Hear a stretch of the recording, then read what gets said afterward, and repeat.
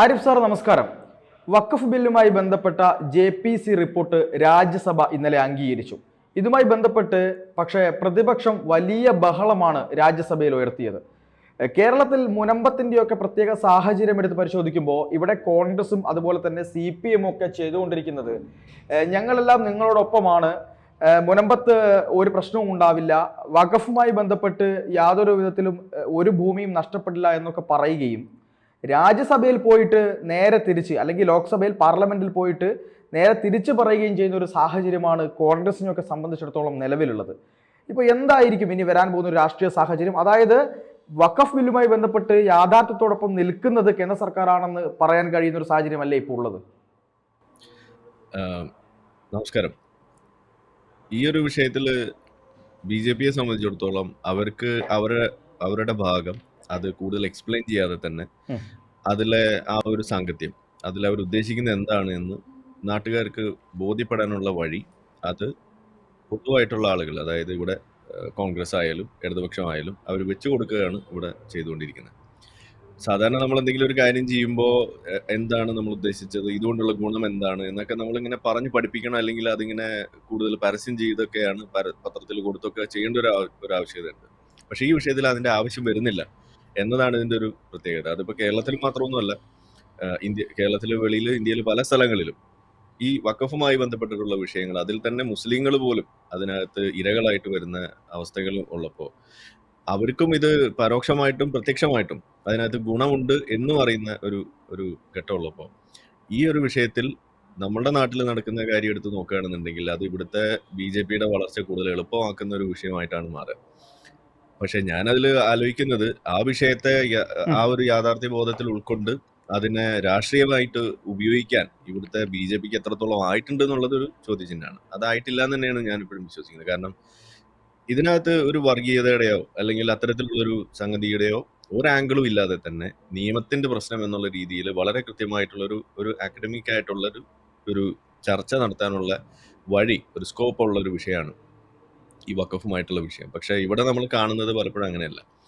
അത് ആ രീതിയിലേക്ക് ചർച്ച കൊണ്ടെത്തിക്കുന്നതിലുള്ള വലിയ പങ്ക് ഇവിടുത്തെ ഈ വഖഫ് സംരക്ഷണ സമിതി പോലുള്ള ആളുകളാണ്. കാരണം അവരെ സംബന്ധിച്ചിടത്തോളം ഇതൊരു വർഗീയമായ ചർച്ച ആക്കി മാറ്റണം എന്നുള്ളത് അവരുടെ ലക്ഷ്യമാണ്. അപ്പൊ അതുകൊണ്ട് തന്നെ അവരുടെ ചർച്ചകളൊക്കെ നോക്കിയാൽ നമുക്കറിയാം, പലപ്പോഴും ഇത് മുസ്ലിങ്ങൾക്കെതിരെയാണെന്ന് വരുത്തി തീർക്കുക, ഇത് ക്രിസ്ത്യാനികൾ കുത്തിത്തിരിപ്പുണ്ടാക്കുന്നതാണ് എന്നുള്ള രീതിയിൽ വഖഫ് നമ്മളുടെ മുനമ്പത്തെ വിഷയത്തെ വരുത്തി തീർക്കുക.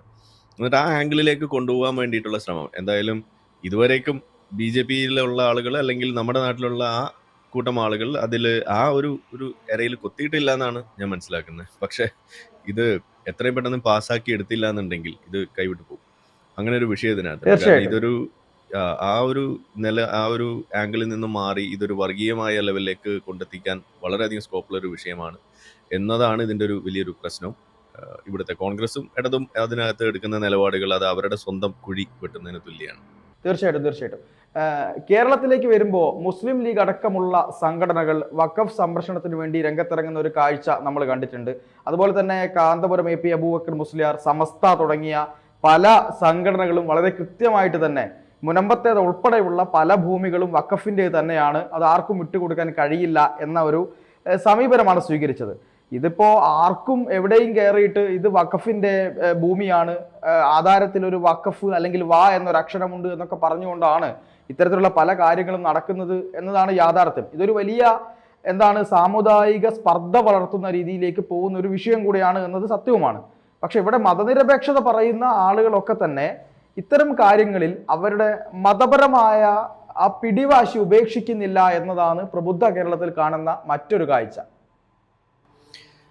മതനിരപേക്ഷത അല്ലെങ്കിൽ ഈ ഒരു സെക്യുലറിസം ഉയർത്തിപ്പിടിക്കണം എന്ന് പറയുമ്പോൾ സെക്യുലറിസം എവിടെയാണ് തകരാറിലാവുന്നത്, ഏത് വിധേനയാണ് ഉയർത്തിപ്പിടിക്കേണ്ടത് എന്നത് സംബന്ധിച്ച് നമുക്ക് ലഭിച്ചിട്ടുള്ള ചില കാഴ്ചപ്പാടുകളിൽ ഒരു പ്രധാന പ്രശ്നമുണ്ട്.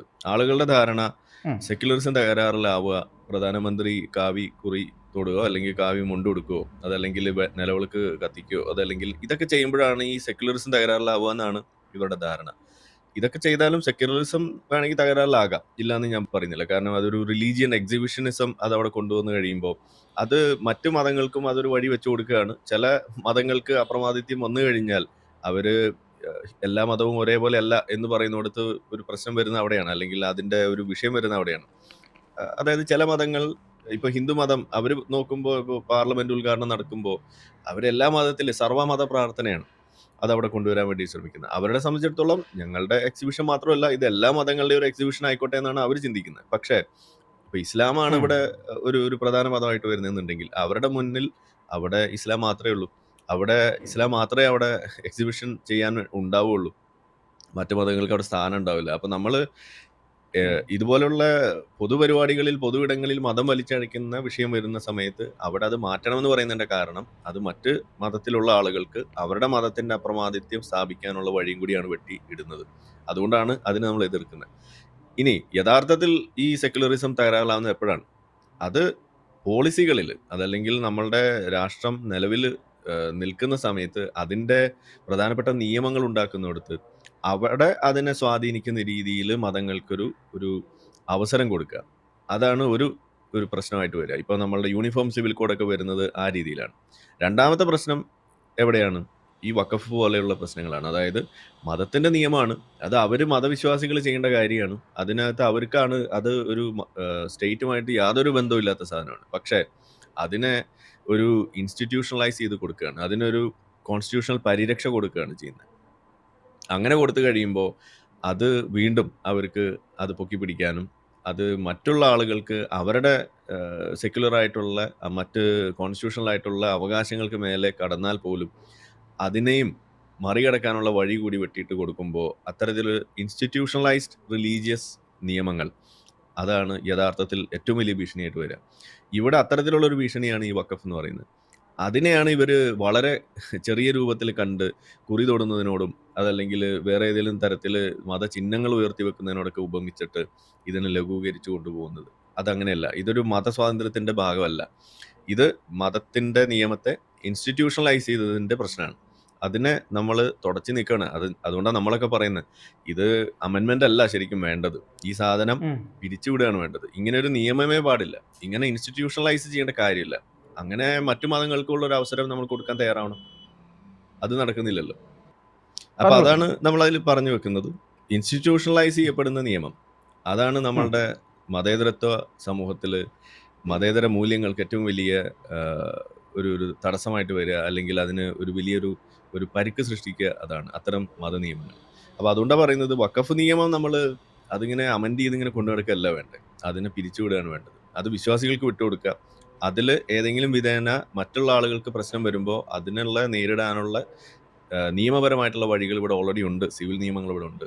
ആ പരിരക്ഷ ജനങ്ങൾക്ക് ഉറപ്പാക്കുക, അതിൻ്റെ ഒരു അംബ്രല്ല, ഒരു പ്രൊട്ടക്ഷൻ ഉണ്ട്, അത് ഉറപ്പാക്കുകയാണ് വേണ്ടത്. ഇവിടെ ആ അംബ്രല്ലയ്ക്ക് തുളയിടുന്ന പരിപാടിയാണ് സത്യത്തിൽ ഈ വഖഫ് നിയമം പോലെയുള്ള സംഗതികൾ വെച്ചു കൊടുത്തിരിക്കുന്നത്. അതാണ് നമ്മുടെ പ്രശ്നം. തീർച്ചയായിട്ടും. എന്തായാലും മറ്റൊരാളുടെ ജീവിതത്തെയോ അല്ലെങ്കിൽ അവരുടെ സ്വത്തുക്കളെയോ ജീവിക്കാനുള്ള അവകാശത്തെയോ കവർന്നെടുക്കാനുള്ള യാതൊരു അവകാശവും ഒരു മതങ്ങൾക്കും കൊടുക്കരുത് എന്ന് തന്നെയാണ് നമ്മുടെ ഭരണഘടനയെ ഉയർത്തിക്കൊണ്ട് പറയാൻ കഴിയുക. എന്തായാലും ഈ ചർച്ചയുമായി സഹകരിച്ചതിന് ഒരുപാട് നന്ദി സാർ. Thank you. കൂടുതൽ വാർത്തകളും വിശേഷങ്ങളും നിങ്ങളിലേക്ക് എത്താൻ ABC മലയാളം സബ്സ്ക്രൈബ് ചെയ്യുക, ബെൽ ബട്ടണും അമർത്തുക.